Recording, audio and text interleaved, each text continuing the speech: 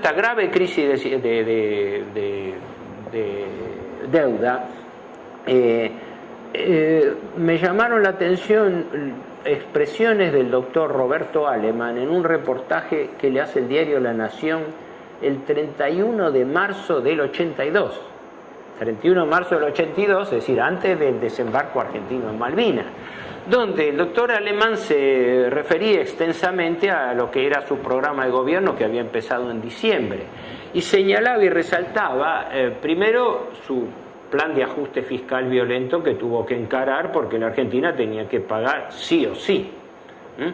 Luego, el proceso incipiente de lo que él llamaba desestatización, luego se llamaría privatizaciones en la época del menemismo, donde colocaba en primera línea la necesidad de la privatización de YPF y la privatización del área de exploración y explotación de hidrocarburos. Yo no sé si era la expresión del doctor Alemann, una expresión confiando en que las inversiones en hidrocarburos en el continente y en costa afuera podían ser la tabla de salvación argentina. ¿Por qué? Porque si nuestro país consolidaba el control de esos recursos naturales, la riqueza que iba a tener nuestro país y los ingresos fiscales que iban a derivar en eso, amén de los métodos de explotación, podían levantar la economía argentina, volver a reactivar, a retomar el crecimiento, y de esa manera nuestro país iba a zafar del default. Por eso yo tomé muy en cuenta esta situación, es una opinión personal, es algo que yo he estudiado, cuándo puede o no haber motivaciones también extra históricas, extra militares, extra jurídicas e intereses financieros. ¿Por qué? Porque era sabido que desde la misión Shackleton británica estaba, sobre todo la del 76, creo que fue 76-77, las expectativas sobre explotación de hidrocarburos eran muy altas. Y allí los grandes contendientes internacionales estaban, por un lado, las compañías inglesas del Mar del Norte, ¿no? Desde la Shell, BP, British Petroleum y empresas colindantes, pero también estaban los intereses competitivos de la Exxon norteamericana. Y en consecuencia, por eso todo este discurso especulativo viene, que el trasfondo de las expectativas de explotación petrolera, a mi juicio, tuvo fue un componente determinante de la decisión de Malvinas. ¿Por qué? Porque si nuestro país reivindicaba y conseguía la recuperación de Malvinas, las expectativas, solamente las expectativas de explotación de recursos bajo nuestro ámbito, iban a significar motores de crecimiento y también de ingresos fiscales. Esto es, a mi juicio, un gran punto que hasta ahora no quedó en claro, porque si nuestro país quisiera realmente replantear esto, tiene un arma fortísima que nunca se ha utilizado en la Argentina: la desclasificación de documentos. Todos los países con mayor o menor veracidad o con mayor o menor amplitud desclasifican documentos. Nosotros, en cambio, nunca desclasificamos documentos, ni de la deuda externa, ni de Malvinas, ni de incidentes diplomáticos que, más allá de la reserva que lógicamente merezcan, podrían poner en evidencia muchos aspectos poco conocidos de esta cuestión. Entre ellos, fundamentalmente, el porqué del motivo concreto de nuestra operación de desembarco en Malvinas. Hay algo que, bueno, no es un hallazgo mío. El incidente de Georgias en marzo del 82, como es sabido, es el que dispara y acelera la crisis de Malvinas.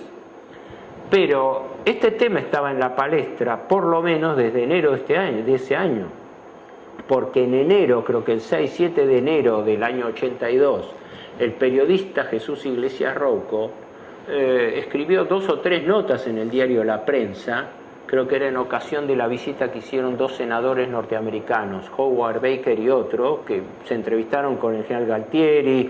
El general Galtieri los hizo asomar al balcón de la Casa de Gobierno, etcétera. Afianzó muy bien las relaciones con el entonces gobierno Reagan. Era la época que nuestro país prestaba colaboración lateral al gobierno norteamericano contra los contras nicaragüenses, o sea, era un momento de aceitadas relaciones con los Estados Unidos. Es decir, no es casual que la decisión de reocupar Malvinas haya ocurrido bajo la creencia de un fuerte apoyo norteamericano que luego no solamente no se produjo, sino que se produjo la inversa, la colaboración del aliado que dio esa luz verde con el enemigo, ¿no?